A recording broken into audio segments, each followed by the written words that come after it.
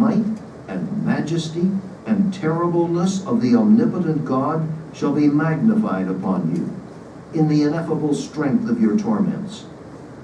You shall be tormented in the presence of the holy angels and in the presence of the Lamb.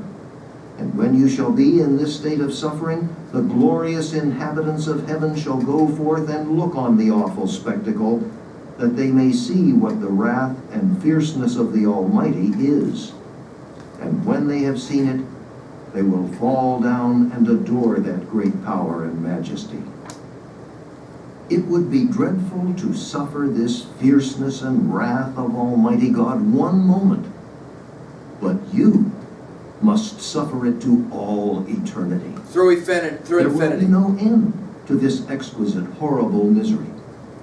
When you look forward, you shall see a long forever, a boundless duration before you, which will swallow up your thoughts and amaze your soul. And you will absolutely despair of ever having any deliverance, any end, any mitigation, any rest at all. How dreadful is the state of those that are daily and hourly in the danger of this great wrath and infinite misery. But this is the dismal case of every soul in this congregation that has not been born again, however moral and strict, sober and religious they may otherwise be. Oh, that you would consider it, whether you be young or old. Those of you that finally continue in a natural condition, that shall keep you out of hell longest will be there in a little time. Your damnation does not slumber. It will come swiftly, and in all probability very suddenly upon many of you. You have reason to wonder that you are not already in hell. It is doubtless the case of some whom you have seen and known that never deserved hell more than you, and that heretofore appeared as likely to have been now alive as you. Their case is past all hope. They are crying in extreme misery and perfect despair. But here you are in the land of the living and in the house of God, and have an opportunity to obtain salvation. What would not those poor, damned, hopeless souls give for one day's opportunity such as you now enjoy? And now you have an extraordinary opportunity, a day wherein Christ has thrown the door of mercy wide open, and stands in, calling and crying with a loud voice to poor sinners.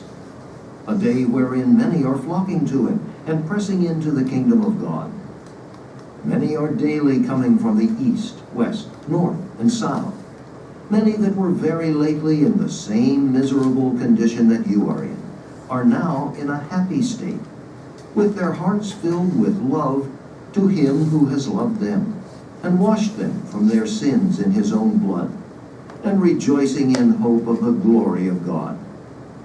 How awful is it to be left behind at such a day, to see so many others feasting while you are pining and perishing, to see so many rejoicing and singing for joy of heart, while you have cause to mourn for sorrow of heart, and howl for vexation of spirit.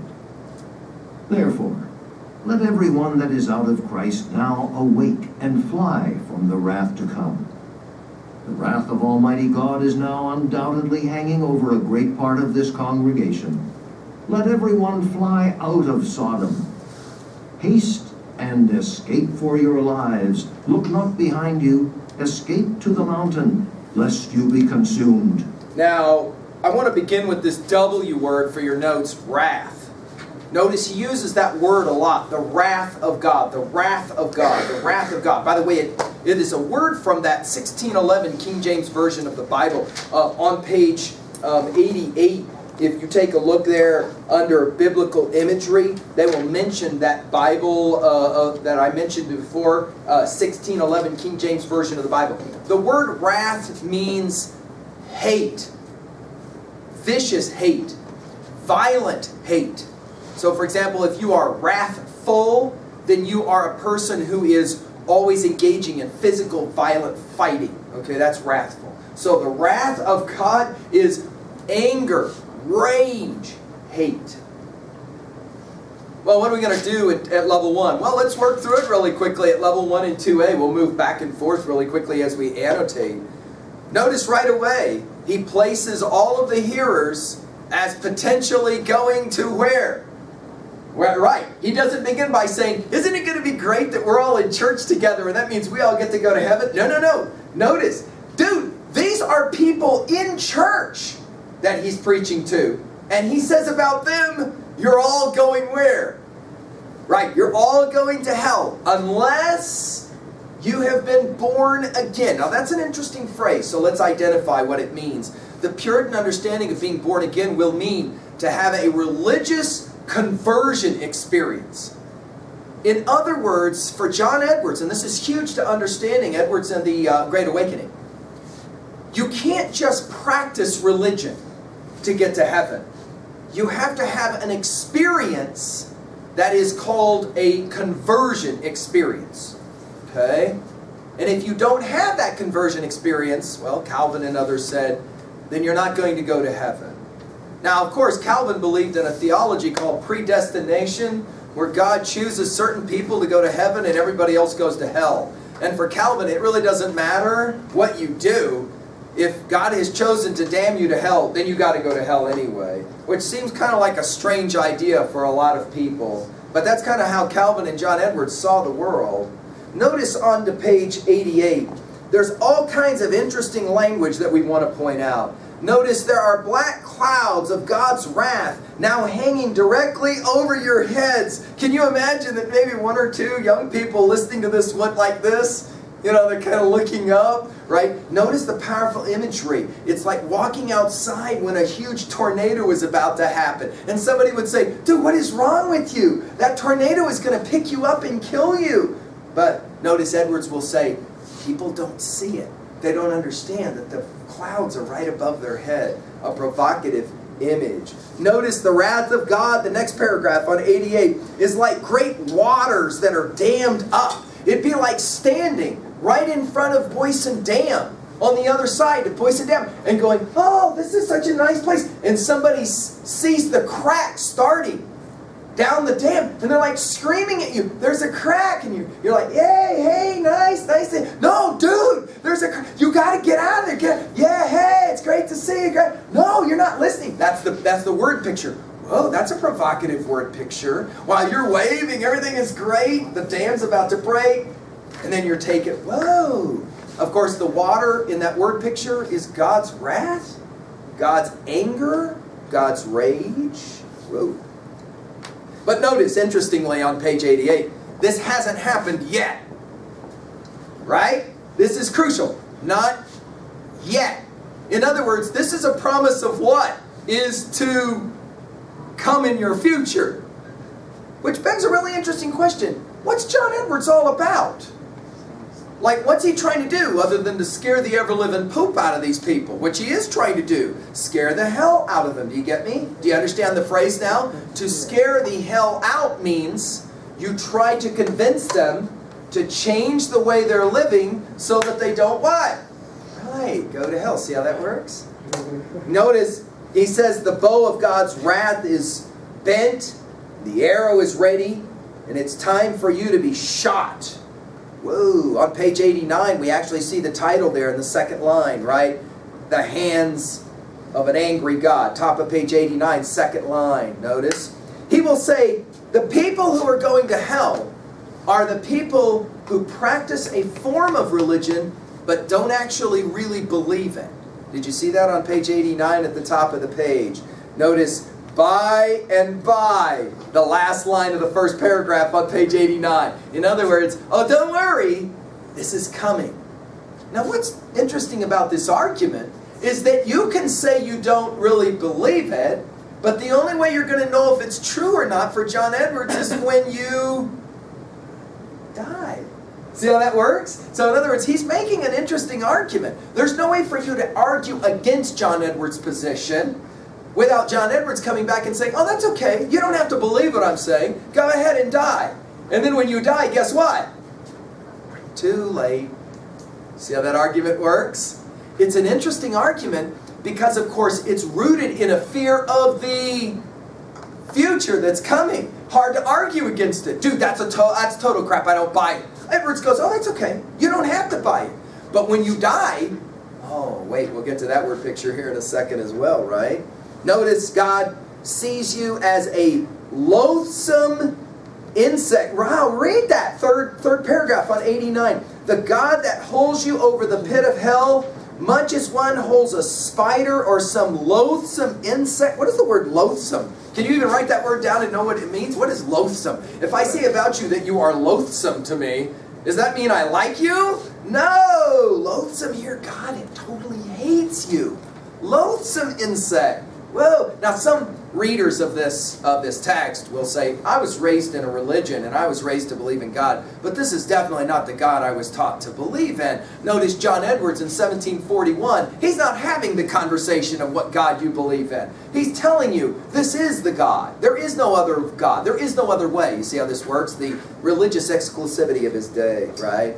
Notice he continues and finishes that word picture. Not only does he work with loathsome spiders and insects, but also snakes. God sees you like a snake. This follows on John Calvin, who was once asked what he thought of children at play. And he said, when I see children at the park playing, all I can see are snakes slithering along the ground in a big ball. That was his word picture. He says, when I see children playing out the playground, all I can see is snakes slithering along the ground together. He says, that's what I see, because they're all sinners bound for hell. That's John Calvin. Of course, Calvin has a huge influence on this Jonathan Edwards. Are you ready for this? This is the beginnings of American thought. It's not like somebody can stand up in the middle of the 6-hour sermon and go, whoa, whoa, whoa, Johnny, baby, you need to just chill for a second here. What is wrong with you? You clearly do not understand it. No, you don't understand. No one has the right to do that, or they end up toast on a post, soap on a rope. You don't have the option of saying, no, this is not accurate. What is wrong with... Nobody. What's fascinating is that the response of the people in 1741 was to say, what an amazing sermon. Whoa, can we hear that again? All 6 hours of it.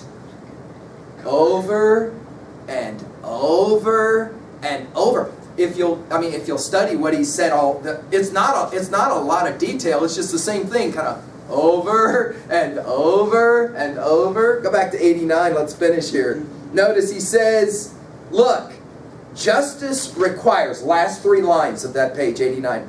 Justice requires that we do this. God has no compassion for you when you go. And then on to page 90. Well, this isn't even more. Some of my students will see this is the most disturbing. There are 2 places after you die. One is hell. What's the other place? Heaven.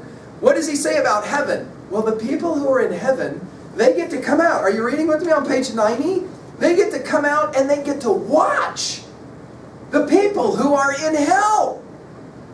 It's like going to a ball game. Hey, let's go watch the people who are getting fried in hell. But the people who watch, who are in heaven, notice what is said. Thus it will be with you in that unconverted state. If you continue in it, the infinite might and majesty and terribleness of the omnipotent God shall be magnified. I'm reading on page 90, by the way. First paragraph, main paragraph, right? Notice he continues that the inhabitants of hell heaven shall go forth and look on the awful spectacle, that they may see what the wrath and fierceness of the Almighty is. And when those from heaven have seen it, what will they do? Will they run up to God and say, hey, you're burning all these people for eternity in fire. You need to No, look what they say to God. They will fall down and adore that great power and majesty. Whoa. When the people in heaven see the sinners burning in hell, they will say, nice job. Wow. Of course, it's an interesting argument.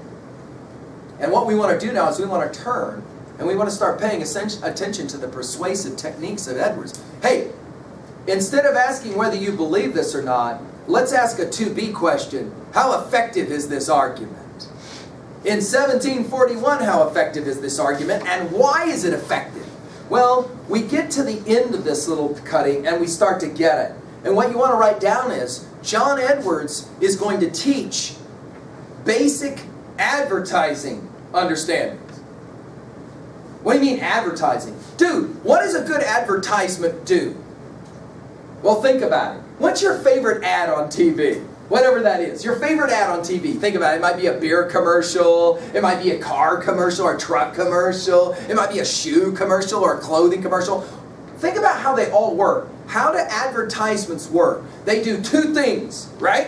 One, they tell you what you don't have. Am I right? Think of it. They tell you or show you what you don't have. And then two, they show other people who do have it. Have you ever seen a beer commercial where there's like ugly, fat, slobby people? No. What does the beer commercial look like? Stunningly beautiful people who are having a crummy time, right? No. What are they having? They're having a great time. Well, what's the message that's so subtle? Yo, watching this commercial, you're a total loser. Look at you. You don't look like the people on the commercial at all. You're not having as much fun as them. You need what they've got. Well, what do they have? A car, or a beer, or some clothes. See how that works? How does that principle work here? Look on page 90. Notice what he says. There are people right now in heaven who are trying to convince you, yell at you, make sure you don't go to hell. In other words, be like them. Don't be like the people in hell. Notice in the very end. You will be howling in hell. The word howl becomes a really important word. You might write that word down. The word howl in the history of American thought is a fascinating word. The greatest, maybe representative of this is the great poet Allen Ginsberg, who wrote a famous poem called Howl. If I were to, for example, say right now, I'm going to pay you $1,000 if you will howl, what would you do? See, you would say, well, no, I'm asking, what is that? What does it mean to howl? Like, what would you do if I said, howl for me and I'll pay you $1,000? What would you do? Would you start singing? No. Well, unless you're a really bad singer. What would you do? See how this works? Well, you would be screaming, right? But howling is kind of different from screaming in some way, isn't it? Can you write down what that word even means to you? Howl. That's the word he uses. It's an emotionally powerful word. Howling means what? We think of animals as sometimes howling, don't we? We think of like wolves or coyotes howling, don't we, right? Howling is like this prolonged screaming and anguish, pain kind of thing, isn't it, right? Howling. Notice his very last line on page 91. Escape while you have the chance, because soon you will have no chance. Whoa. Well, welcome to John Edwards, Sinners in the Hands of an Angry God. Let's work through it at 2A.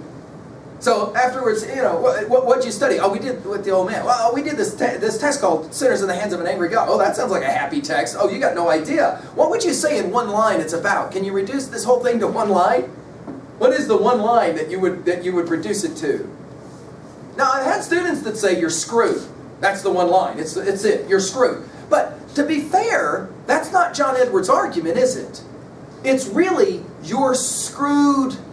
One more word. Unless. Right? You're screwed unless. And the word unless is a huge word. You want to circle that word. Because that's the essence of the persuasive argument that Edwards is making. Now here's the beautiful thing about literature. Hello, can you hear me? Can you hear me? Here's the beautiful thing about literature. You can study a work of literature without liking it. You can study a work of literature without agreeing with it. You can read a text like this, and even though your view is diametrically opposed to this view, you can still appreciate what John Edwards is trying to pull off here. What is he trying to pull off? Persuasion.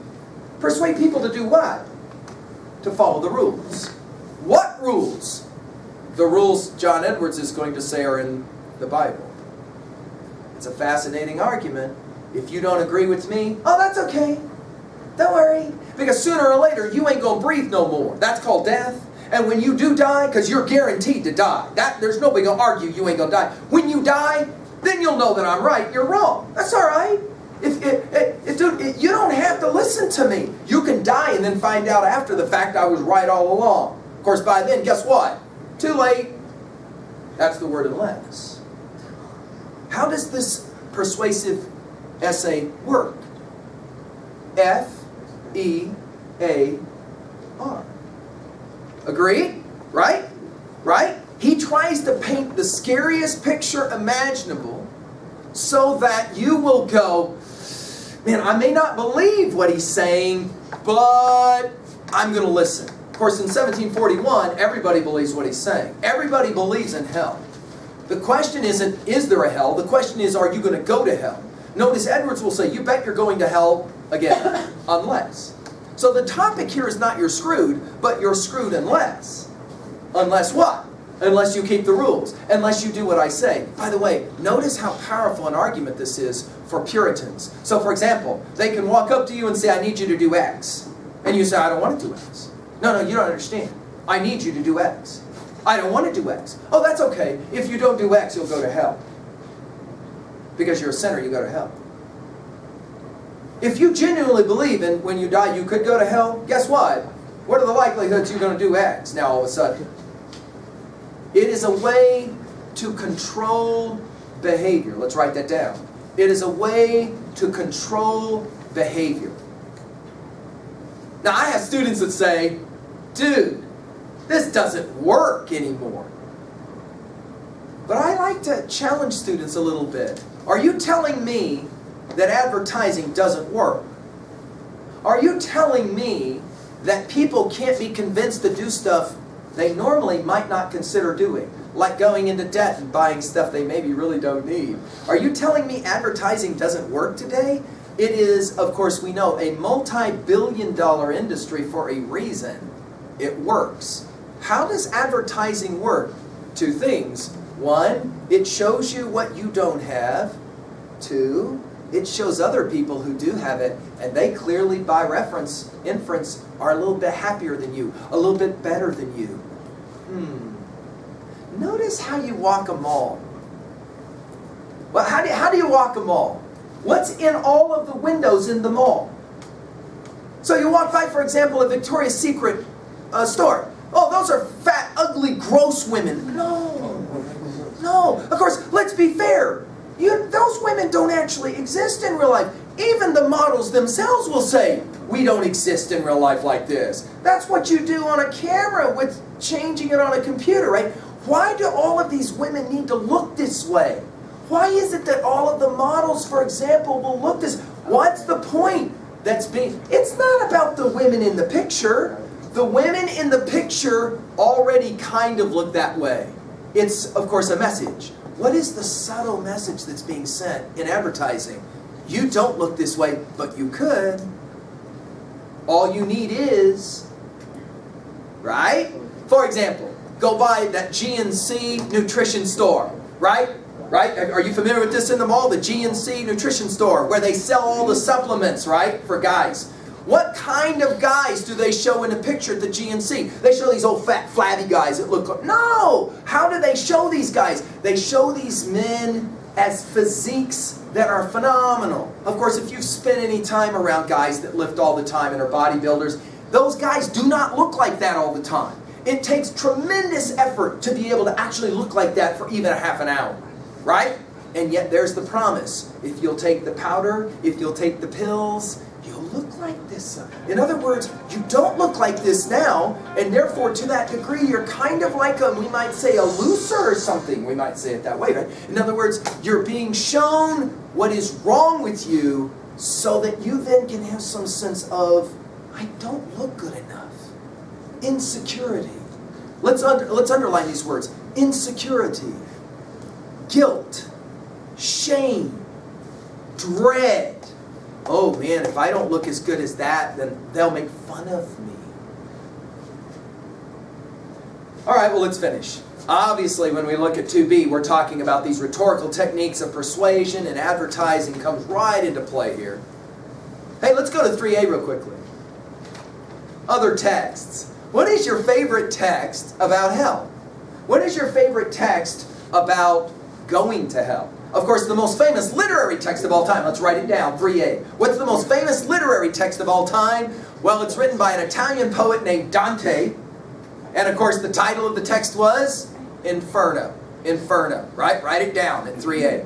Dante's Inferno, roughly 1300, by the way. And of course, Jonathan Edwards knew this text very well. Where, guess what? Dante will describe in detail what hell looks like. To read this text, Dante's Inferno, is kind of freaky. Are you ready for this? In Dante's hell, when you die, the second that you die, you arrive outside of hell, not in hell. Outside of hell, you're completely naked. But nobody's looking at anybody going, ooh, she looks good, or ooh, he looks good. No, no, no. Here's why. The minute you arrive, two things attack you. First, sounds. From way, way in front of you, you can hear screaming like you've never imagined of millions of people being tortured. Two, smell. It's the worst smell, Dante says, imaginable. And so the minute that you smell and you hear, you do this to the people who are in front of you. You push to get back away. But in the second since you've been dead, several thousand more people have died and they're right behind you. And so they're pushing you. And so you get pushed closer and closer and closer to a river. On the other side of the river, well, there's this place called hell, where above the door are the words, abandon hope, all ye who enter here. Above hell, that's the words. It's over. In other words, you are screwed once you come into into hell, right? Inside of hell, you are punished depending on the sins that you've committed. Let me give you one example. If during your life you have been a flatterer. So for example, the girl walks up and you go, oh, you look so nice today. And then when she walks away, you turn to your friends and go, can you believe what she had? My goodness. That kind of person. All right, that kind of person, right? If you are that kind of person, in other words, you say one thing, but you actually mean something else. In Dante's hell, you are stuffed down in a river of human poop. Excrement. Poop. And he shoves, demons, they shove you down. And you work to come up out of this river of human poop to get air. And you open your mouth and all that poop comes into your mouth. And then you get shoved back under again. And then you come back up. This is how you get punished. Oh, by the way, it's funny. I point out to students. If you are always saying untrue stuff to people, like, for example, sometimes even students will say to a teacher, flatter, and then their friend will call them what's the language? BSer. Now, if you'll think about it, that's interesting. BS is short for what we know. But question. See, I've had students that go, I've never thought about that. What is the relationship between not telling the truth in human fecal matter or animal fecal matter? I mean, really, what is the relationship between not telling the truth and poop that falls out of a bull? The answer is Dante, right? Who says, if you don't tell the truth, then when you go to hell, you get shoved into a river of poop. In other words, watch this. Dante says, on earth you speak poop. In the afterlife in hell, you drink poop. Right? Final 3B observations. What are your thoughts on this? What are your thoughts on this idea of hell? Do you buy it? Do you not buy it? Go ahead, you can write some things down here. We're working at 3B. Do you buy it? Do you not buy it? Is hell for you a concept? Or is it a real place? Right? The great French writer Sartre, Jean-Paul Sartre, S-A-R-T-E, he wrote a famous play about two women and a man in a room. That's all that's in the whole play. Two men in a room, or two women and a man in a room. And all of a sudden, they all three figure out at the same time, they just died. They just died. This is their afterlife. And the guy's like, sweet, my afterlife is in a room with two women who, by the way, are fairly attractive. And the guy is like, sweet. Halfway through the play, the guy is ready to pull out all of his hair. He's gone nuts. These women are driving me crazy. There is a door. Are you ready for this? They realize that they are in hell. But hell looks like a really nice living room with a door, and they walk up to the door and they turn the handle and it's unlocked. And they open the door, and there's a long hall outside leading into darkness. Silence. The question is, do you go out, or do you stay? Because at least you know, okay, this is not like Dante at least. The famous line from this play is, hell is other people. That's a famous line from this play. Hell is other people. In other words, hell isn't a place that you go to. Hell is a place that you endure right now, right? Hell is other people. Being in a situation where there's no escaping, in other words, right? Hell is other people. What are your thoughts about hell? Do you believe it works? Right? Do you believe it works? Like, for example, my colleague that I told you, who went on to be actually a theologian. Oh yeah, by the way, she also grew up to be an atheist. She didn't believe in God anymore. But she still remembered that story from when she was a little girl down in that basement, and they scared the ever-living poop out of her with those people on fire, you see. Right? Do you think it works? Can you actually scare people into behaving morally appropriate? Or are you more inclined to say, not so much anymore? Final question. What about the idea of guilt? Do you think it's a good idea to feel guilty? Do you think that's a good idea? Or do you think that's kind of a bad idea? Should people feel guilt and guilty when they do bad things? Or is that kind of like a bad idea? And finally, what do you want to say about America? 1741, this was a big #1 seller. What are your thoughts today? Do people still buy it? Could you imagine enduring 6 hours of this, for example? Do you think people buy it today? How have we changed as a culture? Well, there you go. Welcome to Sinners in the Hands of an Angry God, and John Edwards' classic.